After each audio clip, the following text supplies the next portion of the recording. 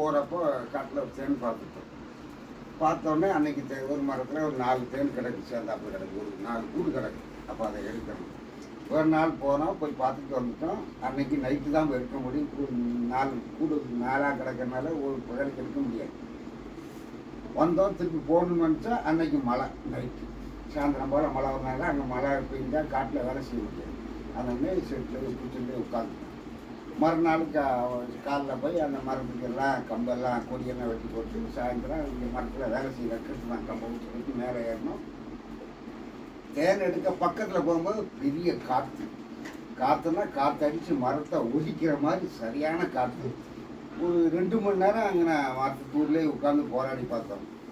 காற்று குறையிற மாதிரி இல்லை. காற்றுக்குள்ள அந்த கொப்புலெல்லாம் தேன் எடுக்குன்னா கொப்பில் தான் கிடங்க. கொப்பெல்லாம் ஒடிகிற மாதிரி காற்றடிச்சு அரைச்சிச்சு. அதோடனே கொஞ்ச நேரம் உட்காந்துருந்தோம். உட்காந்து நானும் யோசனை பண்ணேன், என்ன செய்ய அப்படின்னு யோசனை பண்ணிட்டு அந்த நடுராத்திரி ஒரு 11 மணிக்கு திரும்பி பழையபடி தங்குற இடத்துக்கு போனேன். வந்து படுத்துட்டு அப்படியே யோசனை பண்ணேன். சரி என்னப்பா செய்வான். இந்த பசங்க சொன்னால் கூட அவங்க இங்கே தான் இருக்காங்க எல்லாம். இல்லையா செய்யா தேன் எடுக்க முடியாது, மழை கெடுத்துட்டு இன்னைக்கு காற்று தேன் எடுக்க விடாத ஒழுக்க அப்படின்னு நினச்சேன். அப்போ நான் உட்காந்து இடத்துல அப்படி இருந்துட்டு என் மனசில் ஜெபம் பண்ணேன். சரி இங்கெல்லாம் பார்க்கணும். வந்துட்டோம். இந்த கொண்டு போனார் தான் எங்களுக்கு சம்பளம். ஓம் பிள்ளைகள் நாங்கள் வந்திருக்கோம், எனக்கு அந்த காற்று கொஞ்சம் குறைச்சி தரணும், நான் தேனை எடுக்கணும் அப்படின்னு அந்த செட்டில் உட்காந்து ப்ரே பண்ணிவிட்டு மறுநாள் சாயந்தரம் போகிறோம். போய் வேணும்னா மறுநாள் சாயந்தரம் மட்டும் எல்லாம் வேலை செஞ்சு வச்சுருக்கோம். அந்த கொப்பில் போய் தேன் எடுத்துகிட்டு வரணும். அந்த கொப்புக்கு போக முடியாது, காற்று இப்படி இப்படிங்குது. உயிருக்கு பயந்து அங்கே போக முடியுமா? போக முடியாது. அதோடனே அவங்க 4 பேர் மரத்தில் ஏறிட்டாங்க, 3 பேர் ஏறிட்டாங்க. நான் கீழே ஏறிட்டேன்.